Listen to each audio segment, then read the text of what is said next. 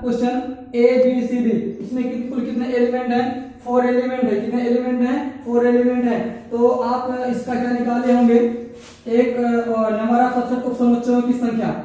तो ए सेट हमारा क्या है? ABC और ये D है। इसमें क्या निकालना था हमें? उप समुच्चयों की संख्या। उप समुच्चयों की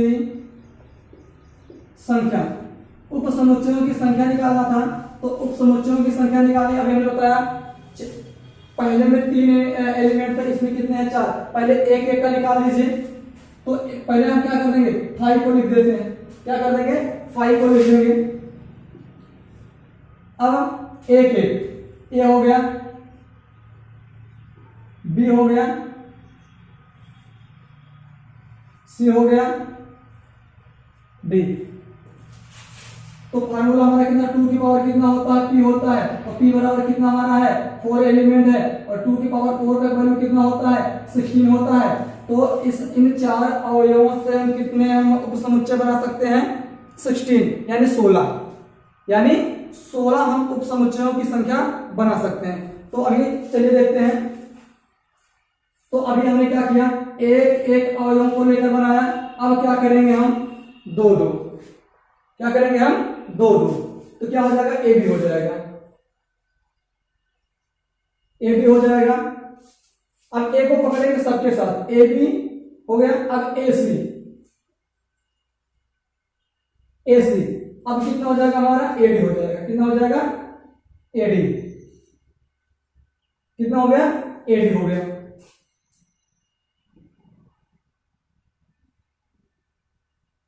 एडी हो गया। इसके बाद में अब BC, कितना हो गया? BC। अब क्या कर देंगे? फिर कितना हो जाएगा? ये BD हो गया। अब कितना हो जाएगा? ये CD हो जाएगा। ये क्या हो जाएगा? CD। कितना हो गया? CD। और इसी क्रम में अब देखिए, हमने पहले 5 तो लिखना अनिवार्य है हर क्वेश्चन के लिए। तो 5, अब हमने एक एक अवयव का, एक बार A B C D हो गया। अब क्या इसके बाद एक एक अवयव का, अब 2 2 का हो गया। कितना हो गया? 2 2 अवयव। तो 2 कौन है? A B हो गया, लिखा गया यहाँ पर A B। A C हो गया, A B हो गया। A D हो गया, A B हो गया। B C हो गया, A B। B D हो गया, A B। और क्या हो गया? ये C D। अब 2 2 अवयव का कहानी खत्म। अब ये मत करिएगा, उसको हम रिवर्स कर दे। रिवर्स करेंगे आपका क्वेश्चन गलत हो जाएगा। रिवर्स मत करिएगा। एक एक अवयव का हो गया, 2 2 अवयव का हो गया। अब क्या बाकी है हमारा? तीसरा बाकी है। अब 3 3 अवयव को लेकर के कौन कौन? एक बार A B C, A B C। एक बार क्या हो जाएगा? A B D। देखेंगे A B C हो गया और A B D हो गया। इतना हो गया। अगला क्या हो जाएगा? B C D। क्या हो गया? ये B C D। B C D हो गया। कितना हो गया? B C D। अब जरा काउंट, एक बार काउंट कर लेते हैं, हुआ कितना? 1 2 3 4 5 6 7 8 9 10 11 12 13 14 14 हो गया। अभी 2 हमको निकालना है। अब 2 निकालना, तो एक तो आपका हो जाएगा कि 3 3 का हो जाएगा। उसका लास्ट में कितना हो जाएगा? चारों को लेकर बना दिया जाएगा A B C D। 15 हो गया। अब एक आपको ध्यान देना है। अब बताइए क्या हो सकता है? 3 3 अवयवों को लेकर के क्या हो सकता है? A B C हो गया,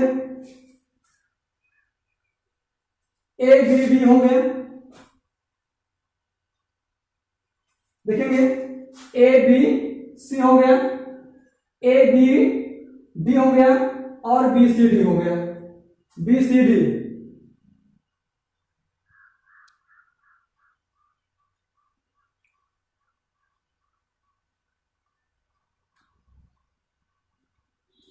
अभी एक चीज बाकी है। A B C हो गया, A C D हो गया,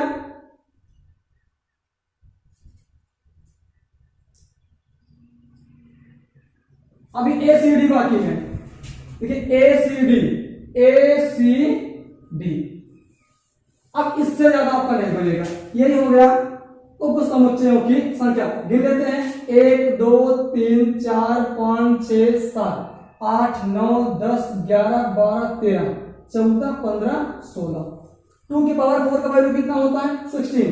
तो पहले आप क्या कर लेंगे, आप ये पता कर अगर किसी सेट का हमें उप समुच्चय निकालना है, किसी सेट का उप समुच्चय निकालना है, तो उप समुच्चय निकालने के लिए पहले आप क्या करेंगे, पहले आप ये करिएगा उसमें कुल कितने उप समुच्चय बनेंगे फार्मूले के माध्यम से। 2 की पावर कहीं कहीं 2 की पावर एम लिखा होगा, घबराने की कोई बात नहीं है, एम एन पी कुछ भी हो सकता है। उस सेट में जितने अवयव दिए होंगे 2 की पावर कर दीजिएगा, जितना आएगा तो उसके अकॉर्डिंग यहां पर क्या करना पड़ेगा, हमें निकालना पड़ेगा। तो ये चीज आपको समझ में आया होगा। नंबर ऑफ सबसेट उप समुच्चयों की संख्या, यानी उप समुच्चय के बारे में तो सेकंड लेक्चर में हो गया था, लेकिन उप समुच्चयों की संख्या निकालना नहीं हो पाया था। यहां पर यह हो गया हमारा कंप्लीट। अब हम एनसीईआरटी पैटर्न पर 1.1 एक्सरसाइज अब सॉल्व किए होंगे तो ठीक है, नहीं किए होंगे तो उसको हम सॉल्व करवाने चल रहे हैं। तो 1.1 आज का हमारा एक्सरसाइज है, जहां तक हो सकेगा, और जो क्वेश्चन बचेंगे नेक्स्ट वीडियो में लेंगे।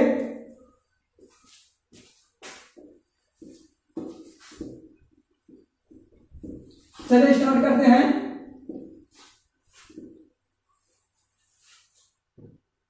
आप लोग पुस्तक लेके जरूर बैठिएगा। जिस क्लास का मतलब क्लास अटेंड कर रहे हो या देख रहे हो, तो उस क्लास का पुस्तक जरूर लेके बैठिएगा। 1.1 में पहला क्वेश्चन कह रहा है निम्न में कौन समुच्चय है, निम्न में कौन समुच्चय है। तो समुच्चय को जानने या पहचानने का जो तरीका था बता दिया गया था। औचित्य पूछा है, यानी उसका कारण पूछा है। अगर समुच्चय है तो क्यों है, अगर समुच्चय नहीं है तो क्यों नहीं है, इसके बारे में डिस्कस हो चुका है। तो 1.1 का पहला क्वेश्चन बोल रहा है, पहला जे अक्षर से प्रारंभ होने वाले, जे अक्षर से प्रारंभ होने वाले वर्ष के सभी महीनों के नाम। अब आप जानते हैं, हम भी जानते हैं, वर्ष में कितने महीने होते हैं,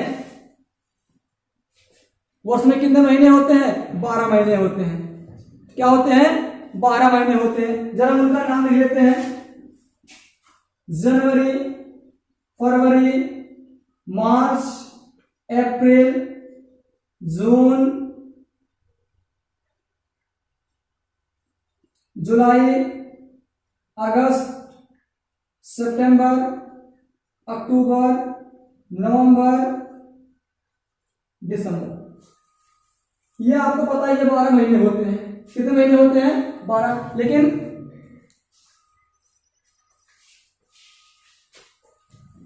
जनवरी, फरवरी, मार्च, अप्रैल, मई, सॉरी भाई मई छूट गया, मई, जून, जुलाई, अगस्त, सितंबर, अक्टूबर, नवंबर।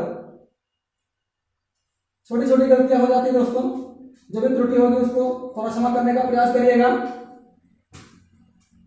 जनवरी, फरवरी, मार्च, अप्रैल, मई, जून, जुलाई, अगस्त, सितंबर, अक्टूबर, नवंबर, दिसंबर। तो कुल कितने महीने होते हैं, 12 महीने होते हैं। लेकिन यह बोल रहा है जे अक्षर से प्रारंभ होने वाले वर्ष के सभी महीनों के नाम। अब देख लीजिए, इन 12 महीनों आपके जो है, ऐसे कितने अक्षर हैं या ऐसे कितने महीने हैं जो जे अक्षर से शुरू हो रहे हैं। जैसे जनवरी, जून, जुलाई, और नहीं है, और कोई ऐसा मंथ है या महीना है जो जे से शुरू हो रहा हो? नहीं हो रहा है। तो आपके 3 महीने ऐसे हैं जो जे से शुरू हो रहे हैं। तो अब ये समुच्चय है कि नहीं है? आप जानते हैं, हमने कहा या जिसको आप कह दें या हम कह दें, ये दोनों बात एक ही हो। क्या हो? दोनों बात एक ही हो। चाहे हम कहें जनवरी में वर्ष के महीनों में, या वर्ष में 12 महीने होते हैं, या आप भी कहेंगे वर्ष में 12 महीने ही होते हैं, तो 13 होगा नहीं। जो आप कहें जो हम कहें अर्थात दोनों एक ही हो, तो अर्थात क्या हो गया? तो वो समुच्चय होता है। क्या होता है? समुच्चय। लेकिन चाहे हम भी कहें और चाहे आप भी कहें, चाहे हम भी कहें चाहे आप भी कहें, तो जनवरी, जून और जुलाई जैसे स्टार्ट होता है, और आप भी कहेंगे तब भी स्टार्ट, तीसरा कहेगा तब भी होगा। इसलिए क्या है? एक समुच्चय है। क्या एक समुच्चय है? तो ये चीज आपको समझ में आया होगा। इसका दूसरा पॉइंट, दूसरा, पहले का दूसरा,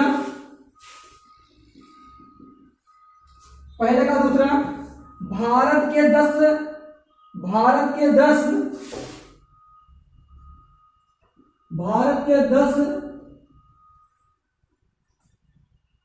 सबसे अधिक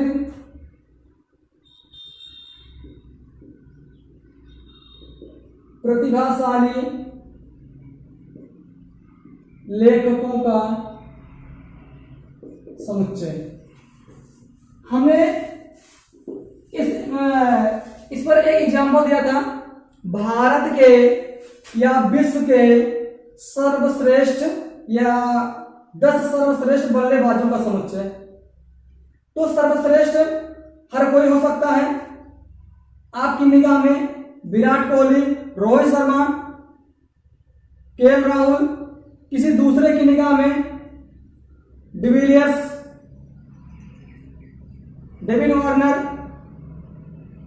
केन विलियमसन आदि जैसे महान बल्लेबाज हो सकते हैं। लेकिन या जो हम कह दें या जो आप कह दें, क्या दोनों मेल नहीं खा सकता है, मैच नहीं करेगा। अर्थात उसी प्रकार से भारत के 10 सबसे अधिक प्रतिभाशाली लेखकों का समुच्चय। तो आपके हिसाब से कोई महान या प्रतिभाशाली लेखक कोई और हो सकता है, हमारी निगाह से कोई और हो सकता है, उनकी निगाह से कोई और हो सकता है। इसलिए क्या है? ये समुच्चय नहीं है, ये समुच्चय नहीं है। तीसरा है विश्व के सर्वश्रेष्ठ 11 बल्लेबाजों का संग्रह। विश्व के सर्वश्रेष्ठ, हमने पहले बता दिया, विश्व के सर्वश्रेष्ठ 11 बल्लेबाजों का जो संग्रह है वो भी समुच्चय नहीं होगा। आपके तौर तरीके से या आपके हिसाब से कोई और, हमारे से कोई और, आप किसी तीसरे से कोई और हो सकता है महान बल्लेबाज, इसलिए समुच्चय ये भी नहीं है। चलिए, आपकी कक्षा के सभी बालकों का संग्रह। चौथा, आपकी जो मतलब जो आप या क्लास 11 का या 12 एनी क्लास ले लेते हैं, जो उसमें सभी बालक हैं, बालकों का संग्रह एक समुच्चय है, बिल्कुल एक समुच्चय है। तो 1.1 में बस आपको समुच्चय है कि नहीं है ऐसा कुछ आपको बताना है, ऐसा कुछ आपको बताना है। तो ऐसे हम ओरल बता दे रहे हैं, तो किताब से आप जरूर मैच करिएगा। पहले का 5th पार्ट है, 5वां, 100 से कम सभी प्राकृतिक संख्याओं का, 100 से कम सभी प्राकृतिक संख्याओं का संग्रह जो नेचुरल नंबर है, जो उनका कलेक्शन है, वो 100 से क्या होना चाहिए? Less than. तो 1 2 3 4 5 6 7 8 8 9 ऐसे कहां तक हो जाएगा? ये 99। लेकिन अगर 100 तक कहा होता तो 100 ले, लेकिन 100 से कम बोल रहा है, 100 से कम अर्थात 100 से कम कितना? 99, अर्थात क्या हो जाएगा? 99 हो जाएगा। क्या हो जाएगा? 99। तो क्या एक प्रकार का समुच्चय है? बिल्कुल समुच्चय है। आप पढ़े होंगे परिमित समुच्चय। ऐसा समुच्चय जिनमें उनके अवयवों को काउंट किया जा सकता है या गिना जा सकता है, उनको परिमित समुच्चय कहते हैं। तो क्या 1 से 99 एलिमेंट है, क्या काउंट नहीं किए जा सकते, गिने नहीं जा सकते? बिल्कुल गिने जा सकते हैं, इसलिए क्या एक समुच्चय है। चलिए छठा है लेखक प्रेमचंद द्वारा लिखित उपन्यासों का संग्रह। आपके मुंशी प्रेमचंद के द्वारा जो लिखित उपन्यास है, गोदान, गबन, ऐसे तमाम उपन्यास हैं। यदि उनके उपन्यास की बात करें या हम करें या आप करें तो वही उपन्यास आएगा। आप भी गोदान कहेंगे, हम भी गोदान कहेंगे, कोई गबन कहेगा तो कोई तीसरा वो भी गबन कहेगा, क्योंकि एक ही व्यक्ति एक ही पुस्तक लिखा है तो एक पुस्तक के दो नाम हो नहीं सकते हैं। तो इसलिए जो आप भी कहेंगे या हम भी कहेंगे, इसलिए वो क्या है, मुंशी प्रेमचंद द्वारा जो लिखित उपन्यासों का संग्रह है वो एक प्रकार का क्या है, समुच्चय है। 8वां पाठ है सभी समपूर्णांकों का संग्रह। 8वां सभी समपूर्णांकों का संग्रह, सभी समपूर्णांकों का संग्रह। तो सभी समपूर्णांक क्या हो जाएंगे, 2, 4, 6, 8, 10, 12 डॉट डॉट आप जानते हैं सभी। अब कितने समपूर्णांक होते हैं, और सम की बात आप जानते हैं, सम का मतलब क्या होता है, ऐसी संख्या जिसे 2 से भाग दिया जाए और पूरा पूरा क्या होता है, कट जाता है, तो सम संख्या कहलाती है। तो 2, 4, 6, 8, 10, 12, 14, 16, 18, 20, 22 को लिखते चले जाए तो कितने होंगे मुझे पता नहीं है, अनकाउंटेबल, अर्थात अपरिमित रूप से अनेक या असंख्य क्या होंगे, सम संख्या होंगी। तो ये भी एक प्रकार का क्या है, समुच्चय है। इस अध्याय में आने वाले प्रश्नों का संग्रह, बिल्कुल इस अध्याय में जितने भी प्रश्न आएंगे आप भी देखेंगे वही क्वेश्चन, हम भी देखेंगे वही क्वेश्चन, सबके लिए एक क्या है, समुच्चय है। तो इसी प्रकार से आप जो भी पोर्शन छूट रहा हो या छोड़ दिए होंगे वो आपके लिए होमवर्क है, उसको आप जरूर करिएगा। आशा करते हैं जो 1.1 का जो ये पहला क्वेश्चन था आपको समझ में आया होगा, जिसको कम समझ में आया होगा वो फिर से देखेगा, वीडियो को पॉज करके रिवाइंड करके फिर से देखेगा। कोई डाउट होता है फिर वो कमेंट्स के द्वारा भी बता सकता है। इसी के कड़े में 1.1 का दूसरा क्वेश्चन बोल रहा है, एक सेट ए है। दूसरा क्वेश्चन, एक सेट ए है, 1, 2, 3, 4, 5, 6, 7, 8।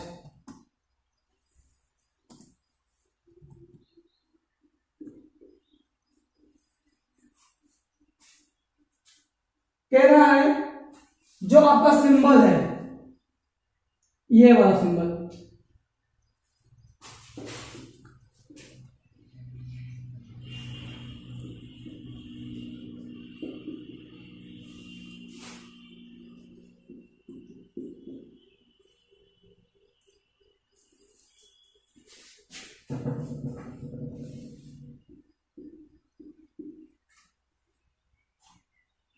क्वेश्चन को हम लिख लेते हैं, फिर इसको कैसे फिलअप करेंगे इसको देख लेते हैं।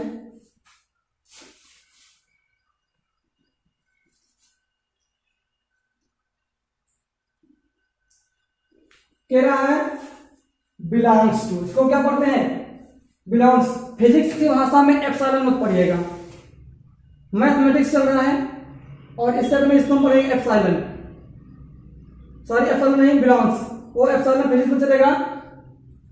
फिजिक्स में एप्सिलॉन का मतलब कुछ और होता है, मैथमेटिक्स में इसको बोलते हैं बिलोंग्स, अर्थात वो एलिमेंट इसमें प्रेजेंट है, उपस्थित है। इसका मतलब है अवयव अवयव है, इसका मतलब है अवयव नहीं है, इसका मतलब है अवयव है, इसका मतलब अवयव नहीं है। अब हम कह दें क्या जो 5 है इस सेट में बिलोंग कर रहा है, बिल्कुल इसी में से देख के आपको बताना है, इसी में से आपको देख के बताना है क्या जो 5 है इस सेट में बिलोंग कर रहा है, बिल्कुल कहेंगे 5 है, देखिए 5 इस सेट में है, यहाँ क्या भरेंगे, इसको हम बिलोंग्स भरा जाएगा। इसी प्रकार देख लीजिए क्या 8 ए में है, सेट ए में कहीं 8 दिखाई दे रहा है, नहीं दिखाई दे रहा है, does not belongs. 0 belongs to A, कहीं 0 नहीं है, does not belongs. 4 belongs to A, बिल्कुल 4 है, बिलोंग करेगा। 2 है, बिल्कुल 2 क्या करेगा, बिलोंग करेगा। बस इसको इसमें इतना ही करना था, इसमें क्या करना था, इतना ही करना था, यानी belongs to not belongs to. समझ में आया होगा, आशा करते हैं समझ में आया होगा। बढ़ते हैं थर्ड क्वेश्चन पर। आपको समुच्चय निरूपण की विधियां, 2 विधियां बताई गई थी, कौन कौन? समुच्चय निरूपण की 2 विधियां बताई गई थी। नंबर 1 तालिका या सूची या रोस्टर विधि, दूसरा था गुण विधि या समुच्चय निर्माण विधि, प्रॉपर्टी मेथड या सेट बिल्डर फॉर्म। क्या होता है, सेट बिल्डर फॉर्म। चलिए देखते हैं थर्ड क्वेश्चन।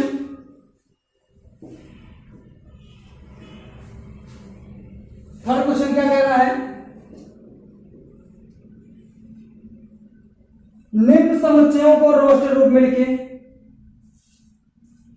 किस रूप में लिखना है, रोस्टर रूप में, यानी तालिका यानी सूची पर।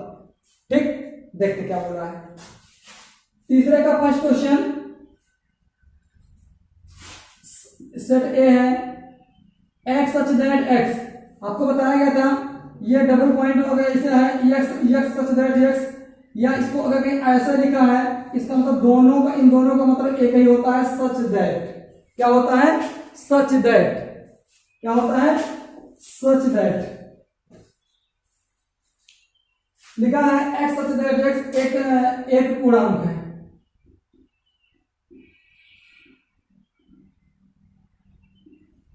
एक पूर्णांक है और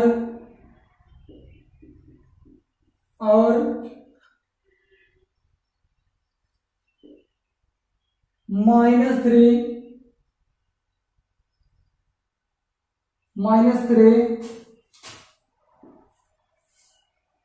एक्स लेस देन 7। कहने का अर्थ यह है जो हमारा x है 7 से छोटा है बट -3 से बड़ा है। तो एक क्वेश्चन आपसे, -3 बड़ा है कि -5 बड़ा है? सब लोग पढ़ चुके हैं, सीख चुके हैं और 11th में पहुंच चुके हैं, बताने की कोई आवश्यकता तो होगी नहीं। आप लोग जान गए होंगे, मुझे पता है कि -3 ही बड़ा होता है ना। जानते, चलिए जो x है वो 7 से छोटा होगा तो 6 होगा, 5 होगा, 4 होगा, 3 होगा। क्या होगा, जो x होगा वो क्या होगा, 7 से छोटा, अर्थात 6, 5, 4, 3, 2, 1। उसके बाद अब क्या करेंगे, जो -3 है, जो x है -3 से क्या होगा, बड़ा, तो 0, -1, -2, बस -2, -1, 0, 1, 2, 3, 4, 5, 6, यही हमारा हो गया। ये हो गया रोस्टर फॉर्म, किस विधि में हो गया, ये हो गया रोस्टर विधि के रूप में, रोस्टर विधि में। ये किस विधि में लिखा गया है, ये सेट बिल्डर फॉर्म में, प्रॉपर्टी मेथड, गुण विधिया सेट बिल्डर फॉर्म में लिखा गया है, समुच्चय निर्माण विधि में लिखा गया है। ये किसमें हो गया, ये हो गया रोस्टर विधि में। किस विधि में हो गया, रोस्टर विधि में। दूसरा दूसरा part set B X such that X संख्या 6 से कम प्राकृत संख्या 6 से कम प्राकृत संख्या 6 से कम प्राकृत संख्या। अब जानते हैं प्राकृत संख्या कहां से स्टार्ट होती है, 1 से। 1 से शुरू होने वाली संख्या को या गिनतियों को क्या कहते हैं, प्राकृतिक संख्या कहते हैं। लेकिन क्या बोल रहा है, 6 से कम हो, तो 6 से कम होने का अर्थ कितना हो जाएगा था, 1 2 3 4 5 हो गया ना आपका रोस्टर पर। हमको तो लग रहा होगा कि समझ में जरूर आ रहा होगा और बहुत कठिन भी नहीं होगा, है ना। अगर कठिन लग रहा हो तो आगे सॉल्व करवाएं, नहीं तो आपके लिए 1.1 सेल्फ के लिए छोड़ दें, आप लोग सॉल्व करिएगा, जो भी होगा फिर कल हमको बताइएगा, कमेंट करिएगा ये क्वेश्चन नहीं आया तो फिर हम देख लेते हैं जैसा आप कहिए। क्वेश्चन नंबर 3 को पूरा करवा दें, ठीक है, कोई बात नहीं है, अच्छे हैं आप लोग। चौथा बोल रहा है, इसको हम इरेज कर देते हैं।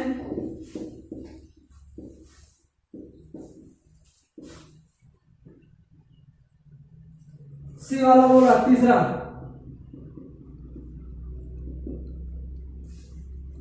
क्या बोल रहा है, एक्स सच दैट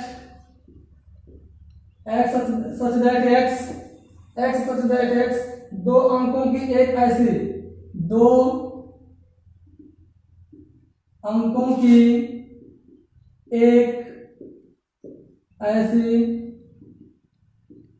प्राकृत संख्या, 2 अंकों की एक ऐसी प्राकृत संख्या है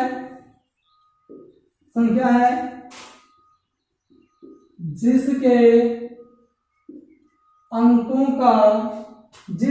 अंकों का योगफल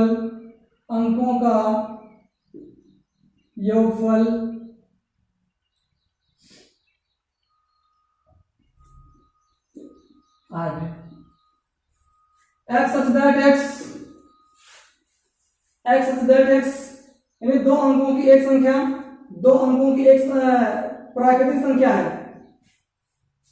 0 से 0 1 2 9 क्या होते हैं, 1 अंक वाले होते हैं। 10 से 99 तक कितने होते हैं, 2 अंक वाले होते हैं। तो क्या 10 से 99 के बीच में ऐसी प्राकृतिक संख्या बताइए या प्राकृतिक संख्या बताइए जिनके दोनों अंकों को जोड़ दिया जाए, कितना हो जाए, 8 हो जाए। जैसे देखिए इसमें एक 0 है, एक 1, 2 अंक है, ये 10 में 2 अंक है, अगर 1 + 0 को ऐड करें 1 ही हो जाएगा। लास्ट में कितना है, 99 है, क्या है, 99 है, 2 अंक है, अगर 9 + 9 को ऐड करें कितना हो जाएगा, 18 हो जाएगा। कितना हो जाएगा, 18। तो हमें ये 1 18 यानी 1 और 18 बताना नहीं है, हमको ऐसा बताना है कि 2 प्राकृतिक संख्या ऐसी हो, इन दोनों उनके अंकों को अगर ऐड कर दें कितना हो जाएगा, 8 हो जाएगा। पहले हम बात कर लेते हैं 10 से शुरू करिए। 10 11 12 13 14 15 16। अगर 16 की बात कर लेते हैं, 16 में अगर 1 + 6 करें कितना हो जाएगा, 7 हो जाएगा। और 1 + 7 करें कितना हो जाएगा, सॉरी 17 को, और 1 + 7 करें कितना हो जाएगा, 8 आया कि नहीं है। तो पहला एलिमेंट हमारा कितना हो जाएगा, पहला एलिमेंट कितना हो जाएगा, 17 हो जाएगा। आगे बढ़ते हैं, इसके बाद में 21 22 23 24 25 हो जाएगा हमारा। कितना हो जाएगा, सॉरी 25 नहीं होगा, अगर हम 25 लिखते हैं तो 2 + 5 कितना हो जाएगा, 7 नहीं तो 26। 2 + 6 कितना हो जाएगा, 8। कितना हो गया ये, 26। 26 के बाद अगर हम 27 28 29 की बात कर लें,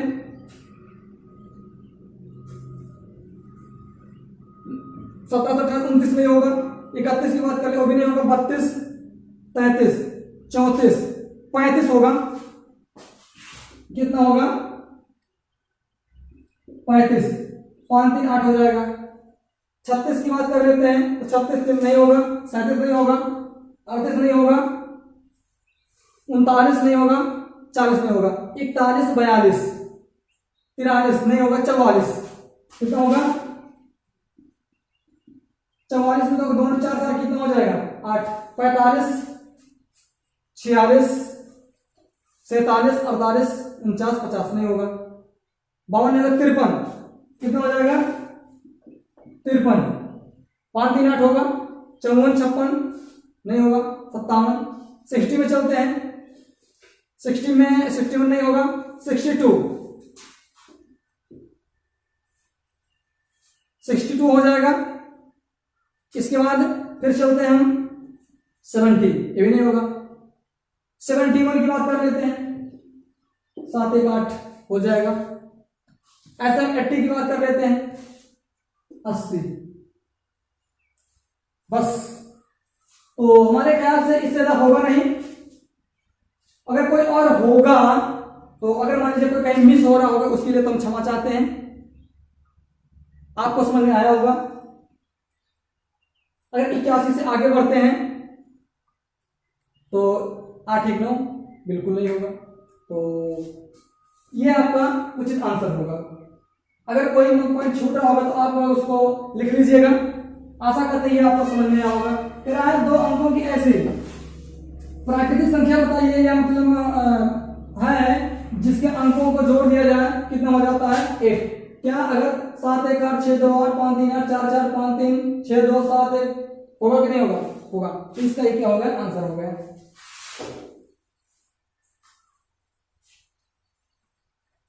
चलिए तीसरे का चौथा, तीसरे का चौथा बोल रहा है डी है x सच दैट x एक अभाज्य संख्या है, एक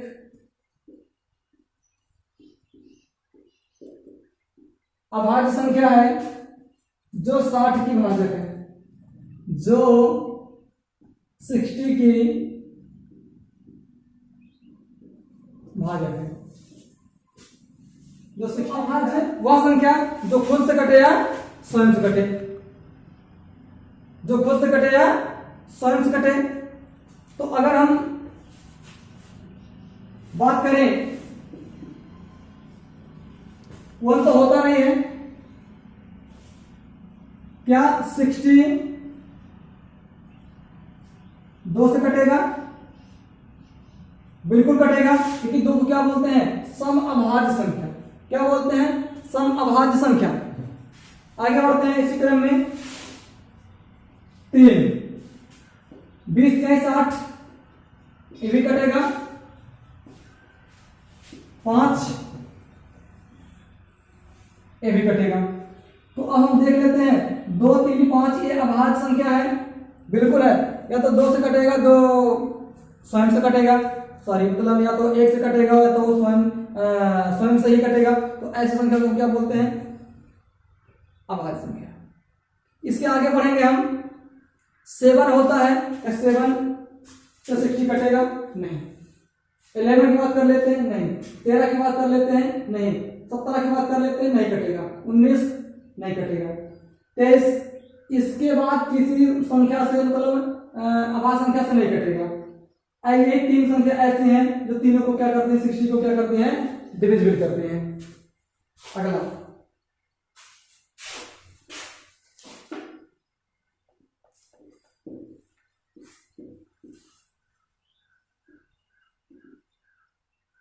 तीसरे का 5वां, हाँ ये वाला है। क्या बोल रहा है?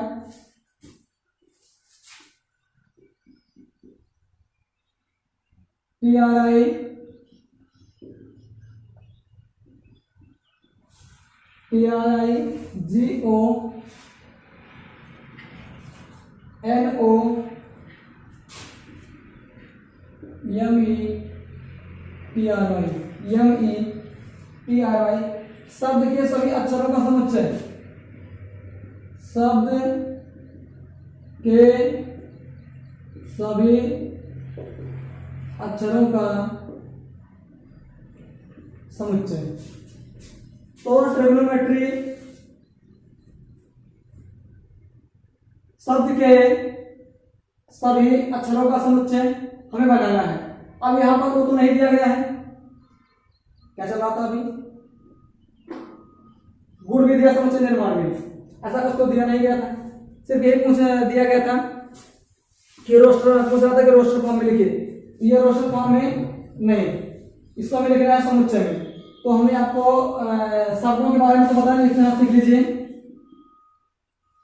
समुच्चय में लिखना है, और समुच्चय को किसमें लिखा है, मझले ब्रैकेट के अंदर लिखा जाता है। तो आपको बताया गया है किसी भी वस्तु को सुपरिभाषित या सुस्पष्ट रूप से लिखने के लिए उसमें कामा का प्रयोग करता है। कोई अगर अक्षर या अवयव अगर मतलब रिपीट हो रहा है या दोबारा लिखा गया है उसको एक ही बार लिखते हैं। ऐसे हम देखें कितने अक्षर हैं जो डबल हैं, देखेंगे टी 2 बार है, एक ही बार लिखेंगे। आर की बात कर लेते हैं, आर 2 है, एक ही बार लिखेंगे। आई होता है नहीं है, ये भी हो गया। जी देख लेते हैं, ये भी है, देखिए यहां देखेंगे ओ 2 बार है, ओ एक ही बार। एन हमारा कितना है, एक ही बार है, एन हो गया। एम एक ही बार है, एम को लिख देते हैं। ई कितने बार है, ई हमारा एक ही बार है। इसके बाद में एम ई हो गया, आर हो गया, इसके बाद क्या हो गया, वाई हो गया। तो ये हमारा हो गया समुच्चय। क्या हो गया, ये समुच्चय हो गया। क्या हो गया, समुच्चय।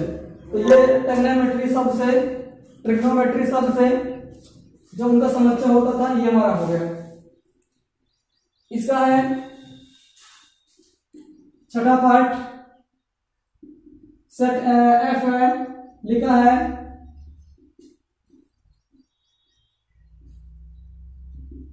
बेटर शब्द के सभी अक्षरों का समुच्चय।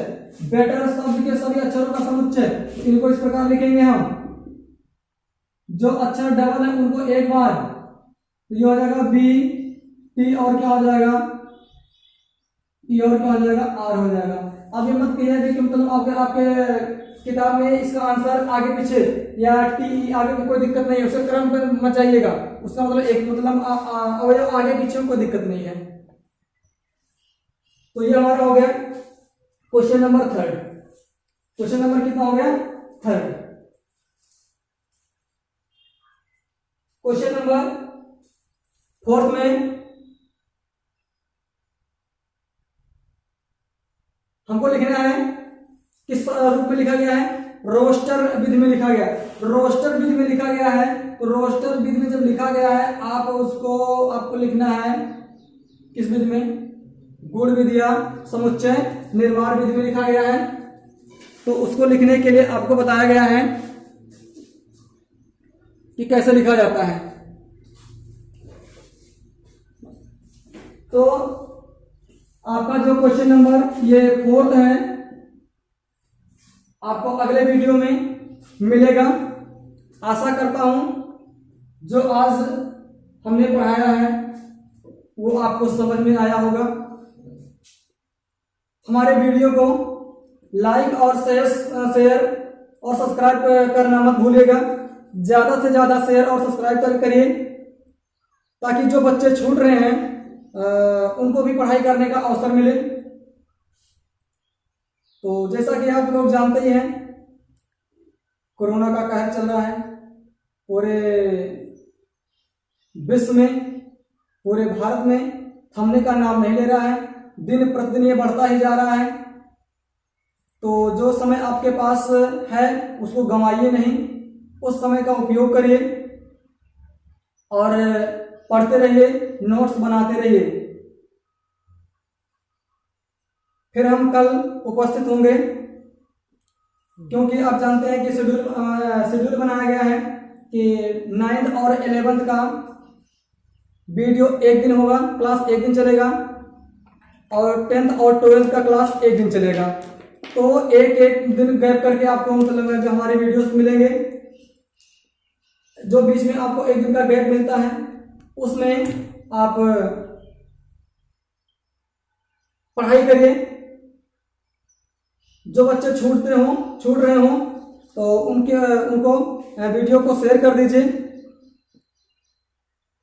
ताकि वो अपने जो पढ़ाई छूट रही है वो पूरा करें।